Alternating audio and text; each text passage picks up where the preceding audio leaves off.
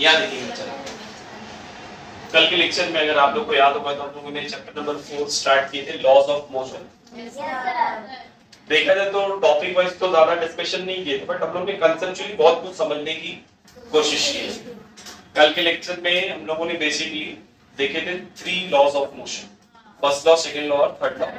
कुछ practical examples भी देखे थे उसके हम लोगों ने, और उनके यूजेस क्या हैं हम लोगों ने पढ़े थे कि एरिस्टोटल की फैलेसी क्या है, हम लोगों ने देखे कि मैकेनिक्स क्या है, किस तरीके से वो काइनेटिक्स और डायनामिक्स में डिवाइड है, फिर फर्दर उसके अंदर फर्दर ब्रांचेस हैं, ये हम लोगों ने देखे थे। हम लोगों ने कल के लेक्चर में जो सारा मेन हिस्सा था वो न्यूटन के वो 3 लॉस था। देखो इस बात को आपको समझना बहुत इंपॉर्टेंट है कि ये जो 3 लॉ हम लोगों ने कल पढ़े ना, आधा फिजिक्स उसके ऊपर सॉल्व होता है, आधा फिजिक्स वो 3 इक्वेशन पे क्या हो जाता है, सॉल्व हो जाता है। इसीलिए हम लोग उसको इतना डिटेल में समझने की कोशिश की। ठीक है, ये एक तो होता है कि हाइपोथेटिकल नॉलेज है, ऊपर ऊपर पता समझ में आ रहा है, और एक होता है कंसेप्चुअल कोर नॉलेज जो आपको पता होनी चाहिए। क्योंकि हम लोग फिजिक्स के स्टूडेंट हैं तो भैया सभी को पता है every action has equal and opposite reaction. किसी भी छोटी 10वीं 9वीं के भी बच्चे को उठा के पूछेगी न्यूटन थर्ड लॉ, तो वो उसको तो जबानी रटा हुआ है, बट उसका एक्चुअल पर्पस क्या है ये हम लोगों ने कल सीखने की कोशिश की। ठीक है, आगे बढ़ते हैं। नेक्स्ट टॉपिक जो है ना बच्चे, ये अपने बुक में दिया है फ्रेम ऑफ रेफरेंस, यही है। हाँ, पहले समझ लो कि फ्रेम ऑफ रेफरेंस क्या है, फिर बात करेंगे type of frame of reference. Frame of reference का मतलब क्या होता है? बेसिकली जब आप किसी चीज के ऊपर डिस्कशन कर रहे हो ना, तो आपको ना एक जगह को फिक्स करना पड़ेगा, एक कोऑर्डिनेट होता है ना जिसको आप फिक्स करते हैं, जिसके रेफरेंस से बाकी सारी चीजें क्या करूंगा मैं, मेजर करूंगा। जैसे एक एग्जांपल लेते हैं कि मान लो कि एक ट्रेन है जो पास हो रही है, उसके अंदर एक पैसेंजर बैठा है और ट्रैक है, रेलवे है, स्टेशन है, और वहां पर भी कुछ लोग खड़े हैं। ठीक है, अब मैं अगर आपसे पूछूं कि क्या ट्रेन मोशन कर रही है, क्या ट्रेन मोशन कर रही है? हाँ, विद रिस्पेक्ट टू आना पड़ा ना, तो आपको बोलना चाहिए कि सर किसके रिस्पेक्ट, कल हम लोग ने पढ़े थे। तो भैया अगर कोई बंदा ट्रेन के अंदर है तो उसके लिए मोशन कौन कर रहा है? जो प्लेटफॉर्म पे खड़ा है वो, क्योंकि वो पीछे जा रहा है, ट्रेन आगे वो तो पीछे जा रहा है ना, तो बोलेगा ये मोशन कर रहा था। इसी को हम लोग बोलते हैं फ्रेम ऑफ रेफरेंस। इसी को हम लोग क्या बोलते हैं? अगर आप ट्रेन को फ्रेम ऑफ रेफरेंस मानते हो तो वो सराउंडिंग बन गया उसके लिए, और बाकी सब उसके लिए क्या, आउटसाइड है। तो वो क्या बोलेगा कि भैया ये जा रहा है पीछे, ये कहाँ जा रहा है, हालांकि जा रही ट्रेन आगे मेरे रिस्पेक्ट में, बट मैं अभी फ्रेम ऑफ रेफरेंस समझाने की कोशिश कर रहा हूं। तो मैं क्या बोलूंगा, प्लेटफॉर्म कहाँ जा रहा है।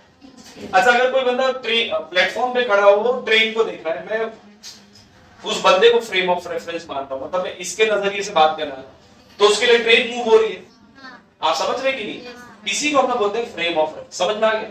Frame of reference. और ये बहुत जरूरी है कि आप किसके कंटेक्स्ट में बात कर रहे हैं। कल इसका एग्जांपल भी दिया था भैया, मेरे लिए आप लोग रेस्पर है, मेरे लिए रेस्पर है कि नहीं? अगर मैं बदल दूं मेरा रेफरेंस, अभी फ्रेम ऑफ रेफरेंस कौन था, मैं। अगर मैं बोलूं कि मैं एक बंदा मून पे बैठ के आपको देख रहा है, तो उसके लिए आप मोशन में। आप समझ रहे कि नहीं? अलग अलग फ्रेम ऑफ रेफरेंस में आपका स्टेट जो है ना वो बदल सकता है। इस बात को आपको समझना चाहिए। फ्रेम ऑफ रेफरेंस 2 तरीके के, ये सब हम लोग आर्मी में यूज करेंगे, ध्यान से देखो। फ्रेम ऑफ रेफरेंस 2 तरीके के, एक होता है इनर्शियल फ्रेम ऑफ रेफरेंस और एक होता है non inertial frame of reference. अब ये क्या है? इनर्शियल फ्रेम ऑफ रेफरेंस उस रेफरेंस को बोलेंगे, उस फ्रेम ऑफ रेफरेंस को बोलेंगे जहां पर फोर्स 0 है। फोर्स कितना है? 0। जहां पर फ्रेम ऑफ रेफरेंस कितना होगा, अरे सॉरी, जहां पे फोर्स कितना होगा, 0। मतलब बॉडी जो है ना वो एक्सेलरेट नहीं करती, फोर्स नहीं है मतलब एक्सेलरेशन नहीं। हो सकता है उसकी वेलोसिटी भी कितनी हो, 0, या आप बोल सकते हो वो यूनिफॉर्म वेलोसिटी से मूव कर रहा है। यूनिफॉर्म वेलोसिटी से मूव कर रहा मतलब उसके ऊपर कोई फोर्स लग रहा है क्या? नहीं। समझ में आया? बट अगर नेट फोर्स कुछ है, बॉडी एक्सेलरेट कर रही है, तो आप क्या बोलेंगे, ये कैसा फ्रेम है? Non inertial frame. कैसा है चलो, इनर्शियल और नॉन इनर्शियल के बीच में फर्क समझ में आ रहा है ना। इनर्शियल फ्रेम ऑफ रेफरेंस उस फ्रेम ऑफ रेफरेंस को बोलते हैं जहां पर फोर्स जीरो है, एक्सेलरेशन जीरो है। Non inertial frame of reference उसको बोलते हैं जहां पर फोर्स जीरो नहीं है, एक्सेलरेशन भी जीरो नहीं है। समझ में आया? हम लोग को जो नेक्स्ट टॉपिक दिया है ना ये बड़ा इंपॉर्टेंट है। ये तो फ्रेम ऑफ रेफरेंस की बात हो गई। अब जरा ध्यान से सुनना, हम लोग बात करते हैं टाइप्स ऑफ फोर्स। किसकी बात कर रहे हैं? Types of force. नेचर में बच्चों हम लोग को 4 टाइप के फोर्स देखने के लिए मिलते हैं, और भी है बट अपने बुक में जो मेंशन किया मैं उसी में चल रहा हूं। सबसे पहला जिसको आप लोग ने 10th स्टैंडर्ड में पढ़े भी थे, 11th में भी पढ़ रहे हो, उसको बोलते हैं ग्रेविटेशनल फोर्स। याद है सभी को? बहुत सारी चीजें भी इसके ऊपर डिस्कस करेंगे। लेट्स सी, इतना आप लोगों को पता है। ग्रेविटेशनल फोर्स 10th में पढ़े थे। ग्रेविटेशनल फोर्स कौन सा फोर्स है? अट्रैक्टिव है कि रिपल्सिव वाला? तो इसका नेचर हमेशा कैसा रहेगा? अट्रैक्टिव रहेगा। अच्छा, ये फोर्स की रेंज कितनी है? रेंज समझता है? दो मैग्नेट है, एक मैग्नेट यहाँ रखा हो, एक मैग्नेट मेरे घर पे रखा हो, तो क्या ये दोनों एक दूसरे को अट्रैक्ट करेंगे? मतलब इनकी रेंज कम है। तो ग्रेविटेशनल फोर्स की रेंज कितनी है? बहुत ज्यादा बोलेंगे 6 अरे वो तो ग्रेविटेशनल कांस्टेंट नहीं पूछ रहा हूं मैं। बोलो भैया, रेंज इंफिनिटी। कैसे? याद करो, universal law of gravitation. Every object of a universe attract every other object of universe. Universe का हर एक ऑब्जेक्ट यूनिवर्स के हर दूसरे ऑब्जेक्ट के ऊपर ग्रेविटेशनल फोर्स अप्लाई करता है। ये अलग बात है कि कम ज्यादा होती होगी बट अप्लाई तो करता है। मतलब इसकी रेंज कितनी होगी? ठीक है, फॉर्मूला भी याद होगा, F = G m1 m2 upon distance का स्क्वायर। अरे हाँ ना भाई, अरे r बोलो d बोलो, डिस्टेंस का स्क्वायर होगा। r मतलब डिस्टेंस वाला। याद होगा कैपिटल G की वैल्यू हमने पढ़े थे 6.67 × 10⁻11 न्यूटन मीटर स्क्वायर पर kg स्क्वायर। ठीक है, एक बात समझो बच्चों, जब हम लोग बात करते हैं ग्रेविटेशनल फोर्स की ना, तो ग्रेविटेशनल फोर्स वीक फोर्स है। कैसी फोर्स है? ये ग्रेविटेशनल कौन से टाइप की फोर्स है? वीक फोर्स है। अब इसमें एक सवाल उठता है कि सर अगर यूनिवर्स का हर ऑब्जेक्ट यूनिवर्स के हर दूसरे ऑब्जेक्ट को अट्रैक्ट करता है, तो आप और मैं या मैं और मेरा दोस्त आपस में अट्रैक्ट क्यों नहीं हो रहे?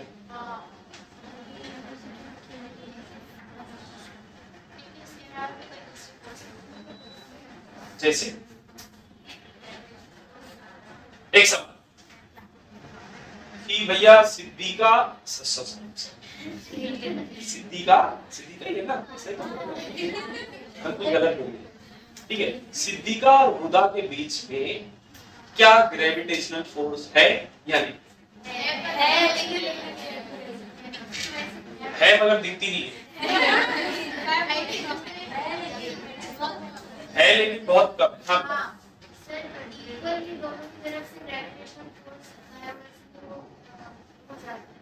तो अच्छी बात है ना, फिर तो अट्रैक्ट हो जाना चाहिए। आप खुद ही बोल रहे दोनों की तरफ से इक्वली फोर्स ऑफ अट्रैक्शन है। अट्रैक्शन है ना, अट्रैक्ट हो तो आप तो बोले इक्वल है, कम है ना, मगर तब काहे नहीं अट्रैक्ट हो?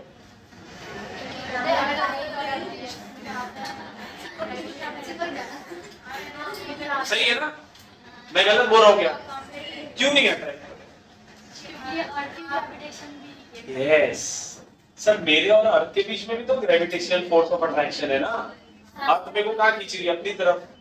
मान लो मैं यहाँ से आपके ऊपर नीचे से 200 न्यूटन का फोर्स लगाऊं, बाजू से 0.1 न्यूटन का, कहाँ जाएंगे आप? पर वो भी छोड़ दो सर, अर्थ को बाद में लेते हैं भी, वैसे तो बहुत बड़ी फिगर हो गई है, बट अगर आप इमेजिन करो कि सर इनके बीच में फोर्स ऑफ अट्रैक्शन है, बात सही है, इनके बीच में जमीन और इनके बीच में फ्रिक्शन भी होगा, तो इनके बीच में जो ग्रेविटेशनल फोर्स है ना, वो फ्रिक्शन को ही ओवरकम नहीं कर पा रहे हैं। आप समझ रहे कि नहीं? खींचने के लिए कुछ तो लगेगा ना फोर्स, इनिशियल जो फ्रिक्शन को ओवरकम करेगा तब ये चिपकेंगे, मगर वो फोर्स इतना भी नहीं है कि वो फ्रिक्शन को ही क्या कर सके, ओवरकम कर सके। अरे समझा कि नहीं भाई? पक्का?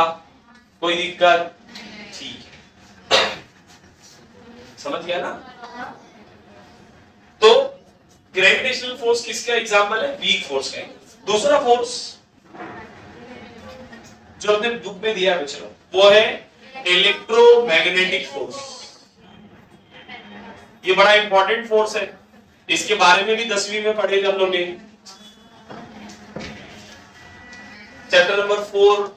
इलेक्ट्रिक और मैग्नेटिक फील्ड कंबाइन होती है, जब भी कंडक्टर से करंट पास होता है उसके अंदर मैग्नेटिक फील्ड बनती है। ईएम वेव भी पढ़े होंगे तुम लोग ने, परपेंडिकुलर चलता है ना, ये इलेक्ट्रिक फील्ड है, ये मैग्नेटिक फील्ड है, तो यहाँ पर उनका रिजल्टेंट जाता है, पढ़े हो ना? तो भैया बोलने का मतलब ये है कि ईएम वेव्स जो है ना, पहले लोग ऐसा मानते थे कि इलेक्ट्रिक और मैग्नेटिक ये दोनों अलग अलग है, बट भैया बाद में कौन आया? माइकल फैराडे आया, मैक्सवेल आया, ये सब ने बोले कि नहीं नहीं नहीं नहीं, ये दोनों तो कंबाइन है, that's why they are known as electromagnetic force. उसको हम लोग क्या बोलते हैं भैया? Electromagnetic force. और ये कैसी फोर्स है? Strong force. ये कैसी फोर्स है? चलो, नेचर क्या है इसका? अट्रैक्शन और रिपल्जन दोनों। सर नॉर्थ और नॉर्थ हुआ, रिपल्जन साउथ और साउथ हुआ, रिपल्जन नॉर्थ और साउथ हुआ, तो बोथ। सही है ना? रेंज क्या है? फाइनाइट। रेंज कैसी है? एक मैग्नेट यहाँ रखा है, एक मैग्नेट घर पे रखा है, तो कोई फर्क पड़ना लगेगा उसको?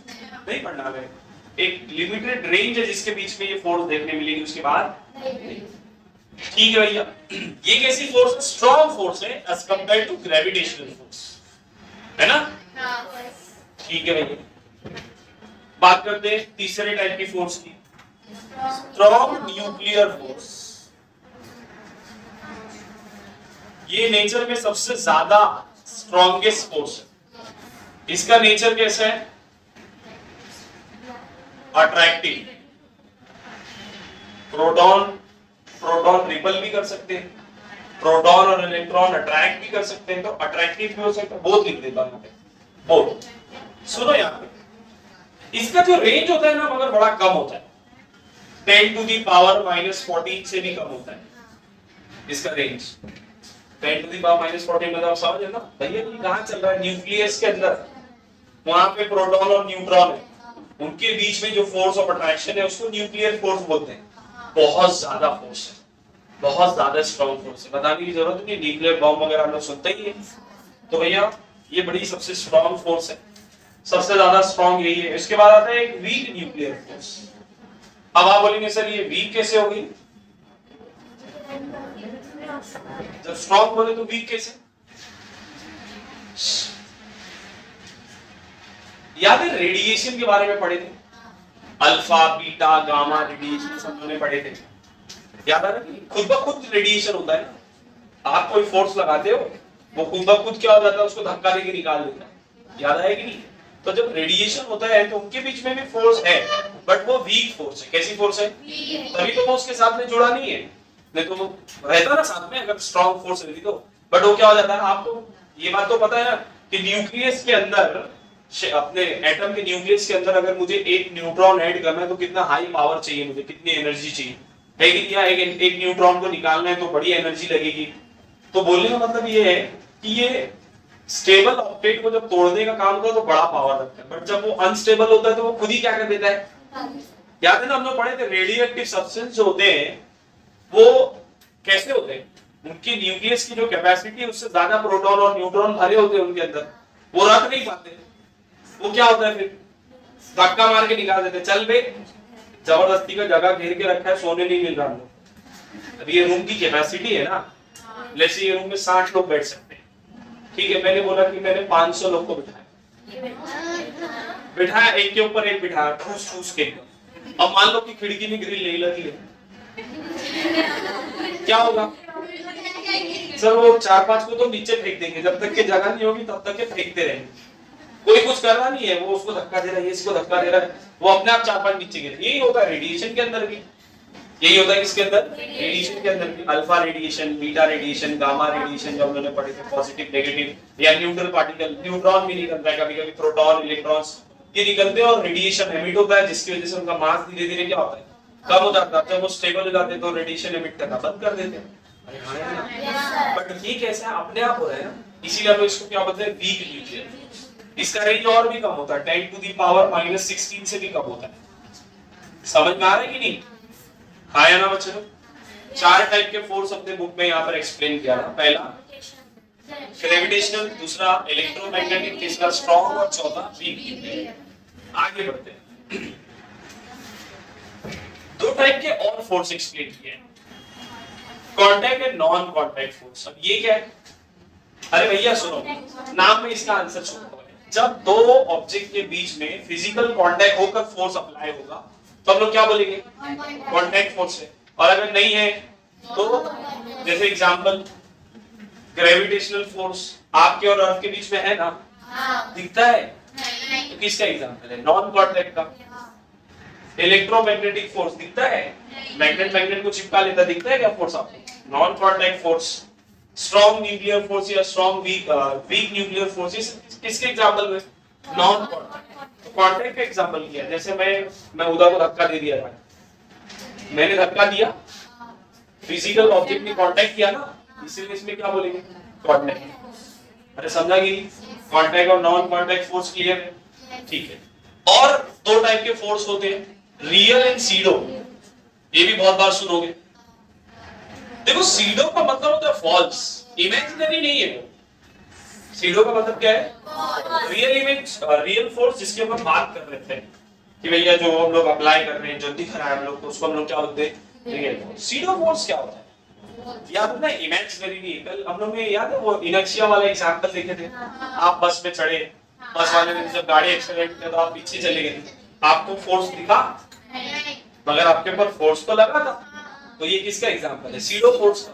सिमिलरली जब उसने बस रोका होगा तो आप आगे गए होंगे, किसी ने धक्का दिया था फिर भी आप आगे गए ना, मतलब आपके ऊपर फोर्स लगा था, किसका एग्जांपल है, सीडो फोर्स का। अरे क्लियर है कि नहीं, पक्का समझ में आ रहा है ना?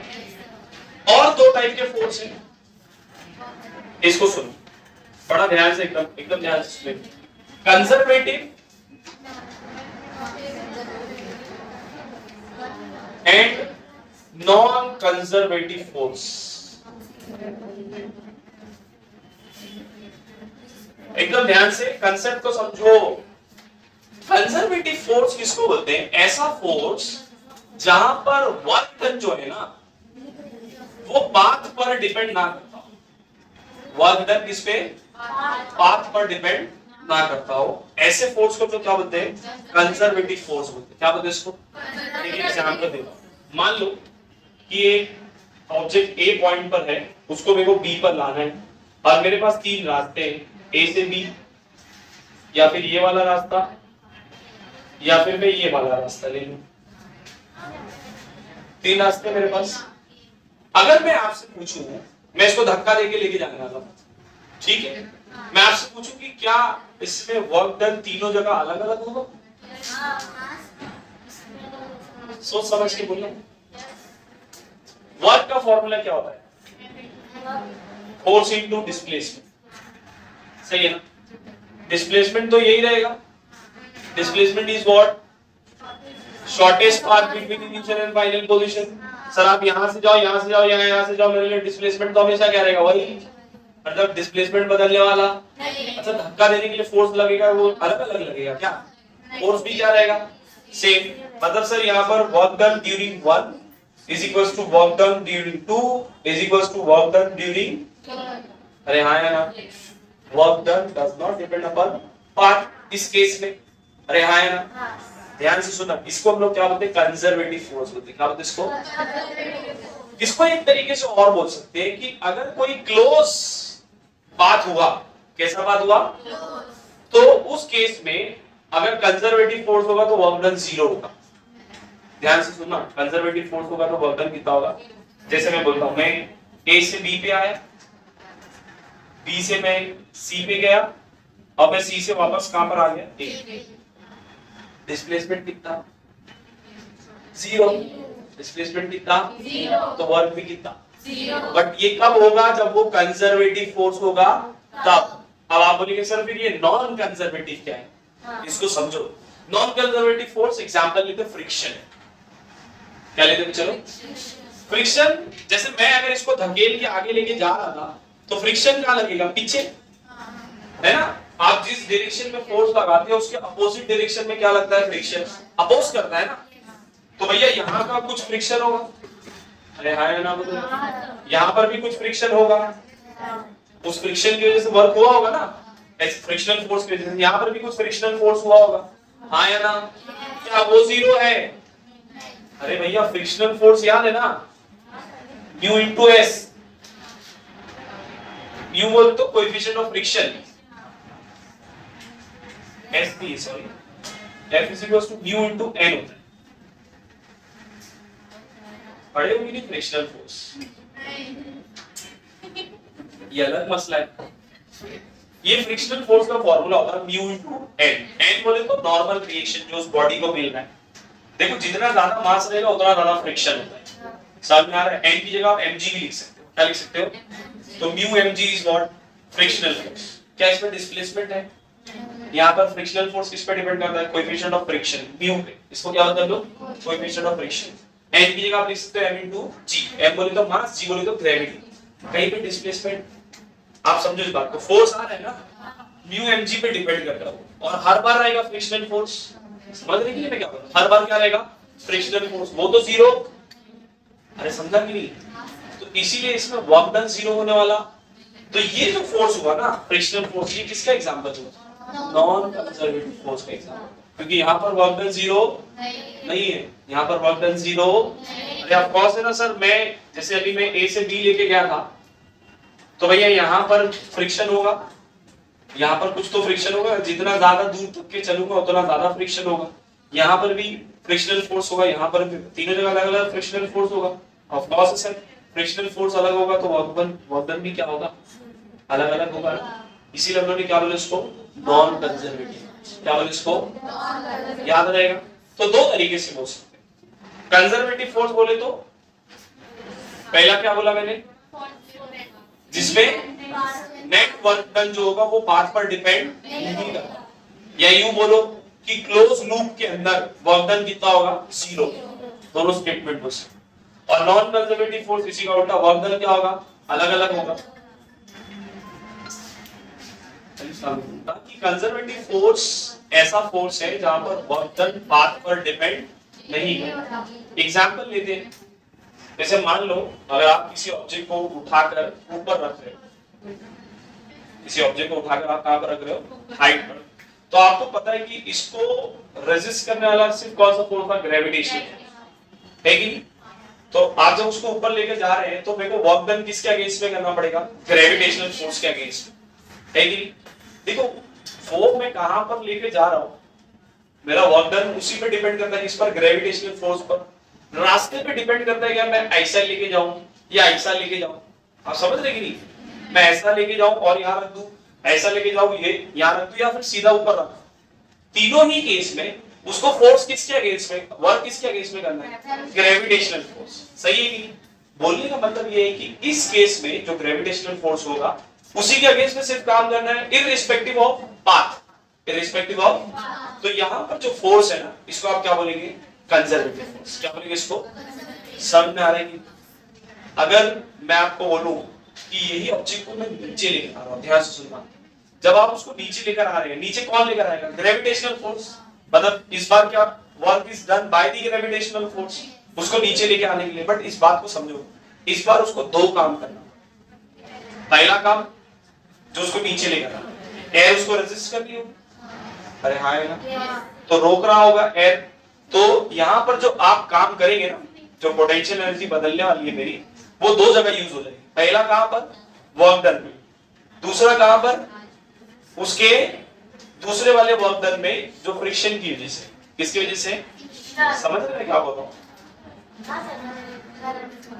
अरे भैया मैं नीचे लेकर आ रहा हूं ना, एयर का फ्रिक्शन उसको अपोज कर रहा होगा ना।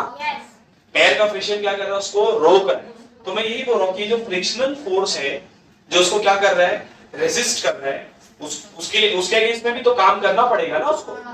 समझ में आ रहा? तो वो किसके अंदर आ गया फिर? नॉन कंजर्वेटिव फोर्स में।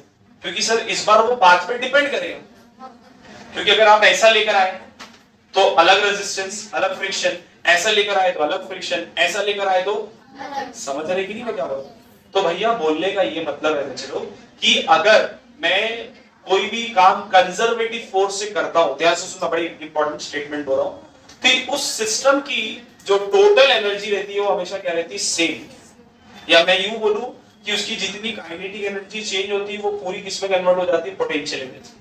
काइनेटिक एनर्जी अगर कन्वर्ट हो रही तो किसमें कन्वर्ट होगी, पोटेंशियल में, या वाइस वर्सा, या वाइस वर्सा। एक होता है वेरिएबल फोर्स, एक क्या होता है चलो, जो बदलते रहते हैं। अब आप बोलेंगे सर ये कौन सा एग्जांपल है? जैसे मान लो एग्जांपल देता हूं, सन ग्रेविटी अप्लाई कर रहा है किसके ऊपर, अर्थ के ऊपर, ग्रेविटेशनल फोर्स अप्लाई कर रहा है। बट सर जैसे जैसे डिस्टेंस चेंज होता रहेगा ग्रेविटेशनल फोर्स भी क्या होते जाएगी, बदलते जाएगी। करीब रहेंगे तो फोर्स ज्यादा, डिस्टेंस पर डिपेंड करता है ना। तो अगर आप ऑब्जेक्ट को करीब लेकर आ जाओ तो ग्रेविटेशनल फोर्स क्या आ जाएगा, बढ़ जाएगा। ऑब्जेक्ट को दूर लेके चले जाओ तो ग्रेविटेशनल फोर्स क्या आ जाएगा। तो ऐसे केस में ऐसे फोर्स को हम लोग क्या बोलते हैं, वेरिएबल फोर्स। क्या होता है ऐसे फोर्स को, समझे ना, वेरिएबल क्यों बोल रहा हूं, वेरी हो रहा है, क्या हो रहा है वो। तो ऐसे फोर्स में हम लोग नेट वर्क डन कैसे निकालते हैं? देखो कंजर्वेटिव फोर्स था तो वो तो बदलने वाला है ही नहीं, तो आपने सीधा फोर्स इनटू डिस्प्लेसमेंट मारे, आपको क्या मिल गया, वर्क डन मिल गया। But what about this non variable force, क्या करेंगे ऐसे केस में जब वेरिएबल फोर्स होगा? तो सर ऐसे सिनेरियो में हम लोग लगाते हैं इंटीग्रेशन। क्या लगाते हैं, हाँ, तो आप ऐसा लिखते हो, work is equals to, total work is equals to integration F ds, और डीएस कहां से कहां तक, S1 से S2। समझ में आ रहा है? एक जगह से लेके दूसरे जगह के बीच का ऐसे करके छोटा छोटा छोटा छोटा निकालते हैं, और इसीलिए क्या करते हैं इसको, इंटीग्रेशन। अब समझ में आया? हम लोग जब फिजिक्स में डील करते हैं तो क्यों छोटे से ऑब्जेक्ट को कंसीडर करते हैं, बार बार सोचते हैं ना क्यों छोटा सा लेकर सीधा निकालते हैं पूरे के लिए। इलेक्ट्रोस्टैटिक में बहुत बार इस चीज को तुम लोगों ने नोटिस किए, पॉइंट के लिए लेते हैं, फिर उसके लिए हम लोग कैलकुलेट करते हैं, फिर टोटल के लिए इंटीग्रेट लगाते हैं। क्यों लगाते हैं? कि भैया वो जो फोर्स है वो वेरिएबल फोर्स है। कैसा फोर्स है, वेरिएबल। और वेरिएबल फोर्स है तो वो बदलेगा, इसीलिए हम लोग थोड़ा थोड़ा थोड़ा थोड़ा थोड़ा सबके लिए निकालते हैं, फिर क्या लगाते हैं, इंटीग्रेशन। अब समझ में आया, आया ना? देखो मैंने आपको क्या बोला बच्चे लोग कि भैया अगर कोई ऑब्जेक्ट कंजर्वेटिव फोर्स में है, या लेट्स से मैं यहां पर एक नई चीज डिफाइन कर देता हूं, अपने बुक में दिया वर्क एनर्जी थ्योरम। ये पहले भी तुम लोगों ने बचपन में सुने हैं, work can be converted into energy and energy converted into, याद आया, नहीं याद आ रहा? देखो सुनो मैं याद दिलाता हूं, गिटार बजा रहा हूं, सब लोग ध्यान से सुनो। आप लोग को याद होगा बचपन में तुम लोगों ने एक इक्वेशन पढ़े थे, v square minus u square is equals to 2as। यार लेट्स से मैं क्या बोल रहा हूं कि मैं एक ऑब्जेक्ट को नीचे से उठा के ऊपर लेके जा रहा हूं, नीचे से ऊपर फेंक दिया, तो मुझे पता है कि वो अगेंस्ट द ग्रेविटी जा रहा होगा, वो अगेंस्ट कुछ एक्सेलरेशन होगा उसके अंदर, बट वो अगेंस्ट द ग्रेविटी जा रहा है, इसीलिए मैं क्या लूंगा, माइनस।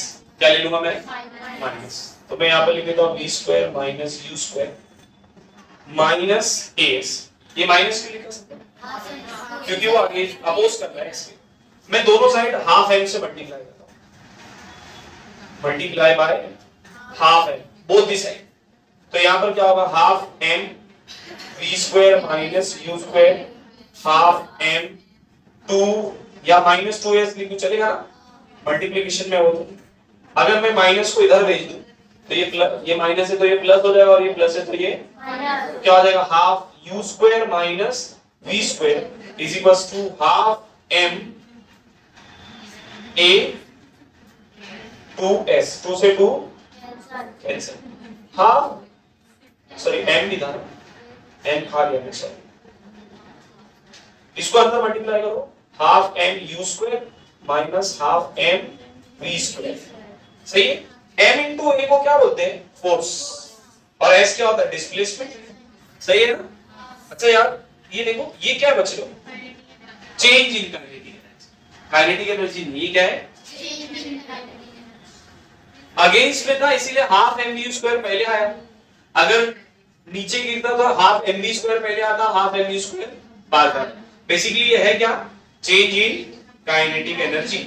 और फोर्स इनटू डिस्प्लेसमेंट को आप क्या बोलते हैं, अरे आया ना, वर्क किसके बराबर है, चेंज इन काइनेटिक एनर्जी। इसका मतलब समझो, इसका मतलब ये है कि अगर मैं किसी ऑब्जेक्ट को गिराता हूं ना, वो हाइट पे थी तो उसके पास कौन सी एनर्जी थी, पोटेंशियल एनर्जी। कौन सी एनर्जी थी, जब वो नीचे आएगा तो उसकी वही पोटेंशियल एनर्जी किसमें कन्वर्ट होगी, काइनेटिक एनर्जी। 9th स्टैंडर्ड में इसके ऊपर डेरिवेशन भी किए थे। एक ऑब्जेक्ट को ऊपर से गिराए थे, 3 अलग अलग जगह पर हम लोगों ने उसकी टोटल एनर्जी निकाले थे। क्या निकाले थे, हम लोगों ने प्रूफ किए थे कि टोटल एनर्जी क्या है, कांस्टेंट है। मैं टोटल एनर्जी की बात कर रहा हूं, पोटेंशियल एनर्जी की बात, तीनों ही जगह पर टोटल एनर्जी क्या होती है, फिक्स होती है, बदलती। इसका मतलब क्या, अरे बोलो कि सर आप वर्क को किस में कन्वर्ट कर सकते हो, एनर्जी में। एनर्जी को किस में कन्वर्ट कर सकते हो, वर्क। अरे समझा कि नहीं, हाँ या ना, कोई दिक्कत। एक बात और समझो कि अगर जब ऑब्जेक्ट को मैं नीचे गिराता हूं तो उसकी पोटेंशियल एनर्जी क्या हो रही है, चेंज हो रही है। तो change in potential energy, change in is equals to change in kinetic energy. अरे हाँ है ना, plus work done by friction. अरे एयर अपोज भी तो कर रही होगी ना, तो आपने जो भी एनर्जी भेजे थे वो पूरी की पूरी पोटेंशियल में कन्वर्ट, वो किस में कन्वर्ट हुई, थोड़ा बहुत वो वर्क में जो फ्रिक्शन के अगेंस्ट में क्या करना पड़ेगा, परफॉर्म करना पड़ेगा। समझ आ रहा है। तो change in potential energy is equals to change in kinetic energy plus work done by friction. अरे समझा कि बेसिकली देखो, तो हम लोग ने एनर्जी को किस में कन्वर्ट किया, वर्क ही में। हाँ यही तो बोलता है वर्क एनर्जी से। समझा, पक्का समझ रहे हैं। अब देखो ये प्योर फिजिक्स चल रहा है, ठीक है, इसको आपको समझना पड़ेगा। लिखो उसको,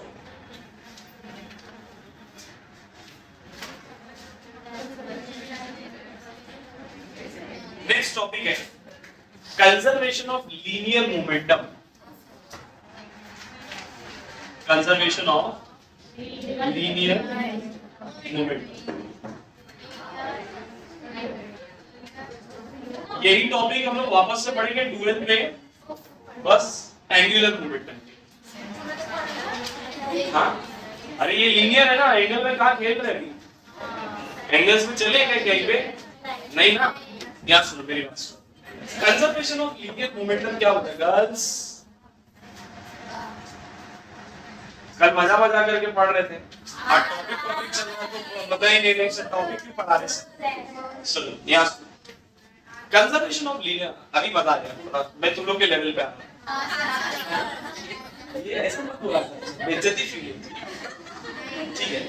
कंजर्वेशन ऑफ लीनियर मोमेंटम क्या होता है कि किसी भी आइसोलेटेड सिस्टम का जो मोमेंटम होता है वो हमेशा क्या रहता है, सेम। क्या रहता है, सेम। या मैं इसको थोड़ा सा और एक एग्जांपल के थ्रू बोलता हूं कि किसी सिस्टम का मोमेंटम बिफोर और आफ्टर क्या रहेगा, सेम। समझ में आया, मतलब बोलने का ये है कि मोमेंटम हमेशा कांस्टेंट है, या अगर कांस्टेंट है तो उसका डेरिवेटिव कितना होगा, जीरो। उसका डेरिवेटिव कितना होगा, कांस्टेंट चीज का डेरिवेटिव कितना होगा, जीरो होगा, पढ़ाया ना। तो बोलने का मतलब ये है कि डेरिवेटिव ऑफ लीनियर मोमेंटम कितना होगा, जीरो। या आप यूं बोले कि सर मोमेंटम क्या रहेगा, कंजर्व रहेगा, आइसोलेटेड सिस्टम। इसको एक एग्जांपल से समझाने की कोशिश करो, ध्यान से देखेंगे सब। मान लेते हैं बच्चों कि एक सर्विस है, इसी के ऊपर अभी पूरी कहानी चलेगी, अगला लेक्चर भी इसी पे चलेगा, तो ध्यान से समझ लेना एग्जांपल को, बाद में फैक्ट में कुछ टाइम पढ़ना है। मान लो कि यहाँ पे एक बॉल है जिसका मास m1 है, और यहाँ एक बॉल है जिसका मास m2 है। लेट्स से ये बॉल इसकी तरफ जा रहा है u1 वेलोसिटी से, और ये बॉल जा रहा है इसकी तरफ u2 वेलोसिटी। साफ साफ दिख रहा है कि ये दोनों आपस में क्या होने वाले, टकराने वाले। टकराने के बाद दोनों अलग अलग डायरेक्शन में जाएंगे। लेट्स से टकराने के बाद इसकी वेलोसिटी हो जाएगी v1 और इसकी वेलोसिटी हो जाएगी, मैंने क्या बोला, मोमेंटम कंजर्व रहेगा। मोमेंटम कंजर्व रहेगा मतलब क्या, मतलब ये कि सर इनिशियली जितना मोमेंटम था फाइनली भी उतना ही मोमेंटम रहेगा। हाँ यार, मतलब मुझे प्रूफ करना है कि इस सिस्टम का इनिशियल मोमेंटम किसके बराबर है, मतलब चेंज नहीं हुआ। चेंज नहीं हुआ मतलब चेंज इन मोमेंटम कितना, जीरो। अरे हाँ या ना भाई? चेक प्रूफ करते हैं। लेट्स से देखो जब ये इससे टकराएगा तो ये इसके ऊपर कुछ फोर्स अप्लाई करेगा। Let's say force applied by mass m1, force applied by mass m1 on m2 be F12। One में 2 पे force apply. Similarly force applied by mass m2 on, अरे भैया खाली यही फोर्स लगाएगा क्या? ये भी तो फोर्स लगाएगा ना उसके ऊपर। तो m2b F2। Now according to Newton third law every action has equal energy, तो ये जितना फोर्स लगाएगा वो भी उतना फोर्स लगाएगा, मगर फर्क सिर्फ एक चीज का है सर, क्या? डायरेक्शन। ये इधर लगाएगा, ये इधर लगाएगा। तो अगर आप एक को प्लस ले लो तो दूसरा क्या होगा? अरे सही है कि नहीं? What is force? Mass into acceleration. अरे हाँ है ना भाई? तो मास इनटू एक्सेलरेशन। ये किसके लिए था? 1 के लिए, तो m1 a1। ये किसके लिए था? m2 a2। कोई दिक्कत? ठीक है। What is acceleration? Change in velocity upon time. लगाओ a1 की जगह पर v1 minus u1 upon t1। t1 लिखेंगे, टकराने का टाइम तो सेम होगा ना। t1 t2 लिख देंगे तो सब टकराएंगे नहीं वो लोग, तो टाइम क्या रहेगा? सेम। टाइम बदलने वाला अपना टाइम नहीं आता है। अपना टाइम आएगा? नहीं आएगा। a2 या क्या लिखेंगे? v2 minus u2 upon t। अरे आया ना भाई? t से t क्या मैं इस m1 को अंदर मल्टीप्लाई कर सकता हूँ? तो m1 v1 minus m1 u1, ये माइनस के साथ में मल्टीप्लाई करो तो minus m2 v2 minus minus plus m2 u2, minus m2 v2 इधर आया तो plus m2 v2, minus m1 u1 इधर आया तो plus m1 u1 plus m2 m1 v1 क्या है? Final momentum of this body. m2 v2 क्या है? Final momentum of this body. Basically ये सब क्या है? फाइनल मोमेंटम उस सिस्टम का। अरे हाँ या ना? सिमिलरली ये क्या है? इनिशियल। यही तो प्रूफ करना था, याद करो कि इनिशियल मोमेंटम किसके बराबर? फाइनल मोमेंटम के बराबर। अगर इनिशियल मोमेंटम फाइनल मोमेंटम के बराबर मतलब मोमेंटम में कोई चेंज, अगर मोमेंटम में चेंज नहीं हुआ इसका मतलब मोमेंटम क्या है? कंजर्व। इसी को बोलते हैं conservation of linear momentum. Easy. अब सुनो मेरी बात, देखो ये लोग जब टकराते हैं ना इसको बोलते हैं कोलिजन। क्या बोलते हैं बच्चे? कोलिजन दो तरीके के होते हैं। कोलिजन दो तरीके के होते हैं, ध्यान से सुना। एक होता है इलास्टिक कोलिजन, एक क्या होता है? और एक होता है इनइलास्टिक कोलिजन। अब ये क्या है, दोनों को फर्क समझ लो। इलास्टिक कोलिजन ऐसे कोलिजन को बोलते हैं जहां पर टकराने से पहले और टकराने के बाद की काइनेटिक एनर्जी सेम रहेगी। मतलब kinetic energy before the collision and kinetic energy after the collision, वो क्या रहेगी? सेम। बोलिए मतलब ये कि kinetic energy 1 is equal to kinetic energy 2। अरे समझा कि ये दोनों आ रहे थे, दोनों की जो स्पीड थी वो स्पीड से टकराए और टकराने के बाद जब वापस जाएंगे तो भी सेम स्पीड से जाएंगे। एग्जांपल देता हूं, मेरे पास एक बॉल है, क्यों जरा पैर मार रहे हो इसको? एक बॉल है, मैं उसको वैक्यूम में गिरा रहा हूं। किस में गिरा रहा हूं? वैक्यूम में, मतलब एयर में।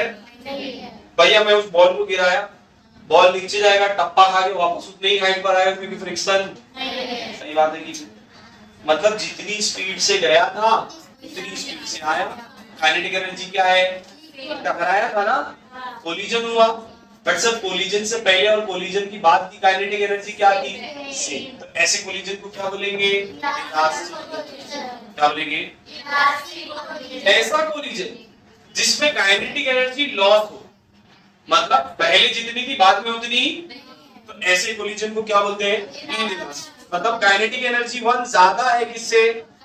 कोलिजन से पहले की काइनेटिक एनर्जी ज्यादा है कोलिजन के बाद से, तो क्या बोलेंगे? Inelastic collision. एग्जांपल देता हूं भैया, मान लो एक लकड़ी रखी है, मैंने उसके ऊपर गोली चला दिया, गोली क्या करेगी, टकराएगी, उसके अंदर जाएगी, पॉसिबल है कि सर उसको चीर के बाहर निकल जाए, फ्रिक्शन आएगा सर। टकराने से पहले की काइनेटिक एनर्जी, टकराने के बाद की काइनेटिक एनर्जी क्या सेम रहेगी? मतलब क्या हुआ, लॉस इन काइनेटिक एनर्जी। मतलब सर ये कौन सा कोलिजन हुआ, इलास्टिक। कर लो एक एग्जांपल और ले लो कि भैया इस बात को समझो बच्चों कि कोई भी सिस्टम कभी भी ना परफेक्टली इलास्टिक होता है ना परफेक्टली इनइलास्टिक होता है। हम लोग अपना आइडियल केस मान के चलते हैं। फिर से मैं बोला कि मैंने गोली मारा, गोली बाउंस बैक हो गई, ऐसा होगा नहीं, मान लेते हैं एक एग्जांपल है, गोली क्या हो गई, बाउंस बैक, वो भी सेम वेलोसिटी से, जितने से गई थी उतने से वापस आ गई। क्या बोलेंगे इसको, इलास्टिक कोलिजन। इसको क्या बोलेंगे, ये जो कंजर्वेशन ऑफ मोमेंटम है ना बच्चे लोग, ये बड़ा जरूरी है। अगर आप कंजर्वेशन ऑफ मोमेंटम को ध्यान में ना रखें तो बहुत बड़ा क्या बोलेगा, लास्ट वर्ड नहीं आ रहा है, एक वोकैबुलरी ब्लंडर हो जाएगा, गलतियों का पिटारा बन जाएगा। इसका एग्जांपल देता हूं, मान लो आप गन बना रहे थे, क्या अरे हथियार नहीं बना रहे, मान लो ऐसा आपने गन बनाया और आपको फिजिक्स नहीं आता, आपने कंजर्वेशन ऑफ मोमेंटम को ध्यान में नहीं रखे थे, ठीक है, आपको बोले कि बुलेट बड़ी बनाऊंगा तो बॉडी में अच्छे से जाके चीर के लगेगी, सामने वाला ऑन द स्पॉट मरेगा, ठीक है, तो आपने थोड़ी बड़ी बड़ी बुलेट्स बनाई, बुलेट का मास क्या था, ज्यादा था, बुलेट का मास क्या था, और गन आपने गन हल्की बना के लेके चलने फिरने में बहुत दिक्कत होती है, हल्की रहेगी, इधर उधर लेके चले जाएंगे, ठीक। हम लोगों ने गन बनाए, गन हल्की है, बुलेट वजनी है थोड़ी, मतलब थोड़ा ही बहुत फर्क है मास में। आप गोली लेके गए सामने वाले को मारने के लिए, आपने गन फायर की, गन से गोली निकली आगे, every action is equal in opposite reactions, गोली आगे निकली तो आपकी बुलेट भी आपका गन भी कहां आएगा, पीछे, गन आया सीधा इधर लगा गई मेरी आंख, पता नहीं सामने वाला मारा कि नहीं, मैं पक्का मरूंगा, पॉसिबल। ये सब डिजाइन के टाइम पर ना लीनियर मोमेंटम को बड़ा ध्यान में रखना पड़ता है, समझ में आ रहा है। देखो जब आप फायर करते हैं ना तो रिकॉइल होती है गन, आपकी गन जो है ना वो पीछे आती है, शूटर को देखो शूट करते हैं तो पीछे आती है, क्यों, क्योंकि सर मोमेंटम है, वो अपने आप को कंजर्व करने की कोशिश करेगा। बिफोर कोलिजन और आफ्टर कोलिजन मोमेंटम क्या होना चाहिए, सेम होना चाहिए। तो भैया पहले जो मोमेंटम था बाद का भी मोमेंटम वही होना चाहिए, बट इतना बात तो सभी को पता है कि बुलेट की वेलोसिटी ज्यादा है तो उसका मास क्या होना चाहिए, कम, और गन की मास ज्यादा है तो उसकी वेलोसिटी क्या होनी चाहिए। तो हम लोग ना ये डिजाइन करते हैं, ऐसे रैंडमली नहीं ले लेते कि 2 किलो की बुलेट 2 किलो की गन बना तो 100 ग्राम की बुलेट बनना, कैलकुलेशन होगा ना कि भैया मैं कितना मास रखूं मेरे गन का कि जब वो बैक फायर हो तो ज्यादा पीछे ना आए, मुझे ना लगे। वो देखो तोप, पुराने टाइम पर जो तोप आती थी तो वो तोप से जब फायर होता तो पूरी तोप हिल जाती थी, है कि नहीं। कभी सोचो छोटी मोटी तोप क्यों नहीं बनाते थे, बड़ा सा ही गोला फेंकना, सर डायमीटर बड़ा बना के नीचे छोटा सा पहिया लगा देते, क्यों सर, वो जब इतना हाई पावर का उसमें से गोला निकलेगा तो उसका जो मोमेंटम है, यहाँ पर भी तो मोमेंटम कंजर्व होना चाहिए ना, मास तो उसका बहुत ज्यादा है, ठीक है, अपनी तोप का भी मास ज्यादा है बट थोड़ा ही फर्क है ना। अगर एक एग्जांपल समझाने के लिए दे रहा हूँ कि मान लो कि आपका जो गन है उसका मास जो है वो 10 किलो, एग्जांपल दे रहा हूं, ठीक है, और आपके बुलेट का मास 1 किलो है, सही है, बुलेट का मास कितना है, बट बुलेट की वेलोसिटी बहुत ज्यादा होगी 100 मीटर पर सेकेंड, तो क्या इतनी स्पीड से गन के पीछे नहीं चाहिए, नहीं ना। आप देखो इसीलिए हम लोग डिजाइन करते हैं, तो हम लोग 100 into 1 के तो ये कितना हो गया 100, तो यहाँ पर वेलोसिटी ऑफ गन कितनी होगी 10, है कि नहीं भाई, 10 मीटर पर सेकंड भी बहुत ज्यादा है ना। तो हम लोग फिर ये मास को क्या कर देंगे, बढ़ा देंगे। अगर मैं इसको 20 कर दूं तो ये कितना आ जाएगा 5, आप समझे कि नहीं। अरे 25 का कितना होगा 100 ना, मोमेंटम मास इनटू वेलोसिटी, तो 25 का कितना हो गया 100, जितना मोमेंटम इसका उतना ही मोमेंटम इसका भी रहना चाहिए ना, तभी बैलेंस आउट होगा, तभी कंजर्व होगा। और पढ़े भी है मोमेंटम हमेशा कंजर्व रहने की कोशिश करेगा, और भैया अगर ऐसा नहीं हुआ तो फिर तो सोच रहे ना सामने वाला मरता कि नहीं मरता वो अलग बात है, हम लोग पक्का मरेंगे, तो ये सारी चीजों को ध्यान देना पड़ता है जब हम लोग लीनियर मोमेंटम की बात करते हैं। वो अपने आप को तो हमेशा कंजर्व करेगा, फिजिक्स का रूल है। तो भैया आपको चीजें उसके अकॉर्डिंगली क्या करनी पड़ेगी, डिजाइन करनी पड़ेगी। समझ में आया? अच्छा, इलास्टिक और इनइलास्टिक समझ में आ गया ना? काइनेटिक एनर्जी सेम है, तो हम लोग क्या बोलेंगे, इलास्टिक। मतलब टकराने से पहले और टकराने के बाद की वेलोसिटी क्या है? अब आप ये सब ऐसा क्यों बोल दिए भैया? मास तो बदलने वाला, बदलने वाली चीज कौन सी? वेलोसिटी। काइनेटिक एनर्जी फार्मूला किस पे डिपेंड करता है? मास और वेलोसिटी पे। मास तो बदल रहा, बदलेगा कौन? इसीलिए मैंने बोला वेलोसिटी बदल ली, या अगर वेलोसिटी सेम है मतलब वो जो कोलिजन हुआ वो कौन सा हुआ? इलास्टिक। बहुत बार ऐसा होता है कि कोलिजन के बाद ना दोनों क्वांटिटी चिपक जाती और साथ में चलती, ऐसा भी हो सकता है। इसकी ज्यादा वेलोसिटी थी, इसकी कम वेलोसिटी, इसने आगे इसको ठोकर मारा और साथ में चलने लगा। तो ये किसका एग्जांपल है? इनइलास्टिक। इसका एग्जांपल है। आप समझ रहे हैं मैं क्या बता रहा हूँ? तीनों एग्जांपल समझ, सॉरी दोनों एग्जांपल समझ में आ गए, इलास्टिक और inelastic. Conservation of linear momentum बहुत जरूरी है। दोस्त को धक्का मारने जा रहे हैं, 200 किलो का है, मैं 15 किलो की हूँ, ठीक है ना? मैं गया था दोस्त को धक्का मारने, गिर गया मैं। कंजर्वेशन ऑफ लीनियर मोमेंटम समझ में आ रहा है कि नहीं? ठीक है।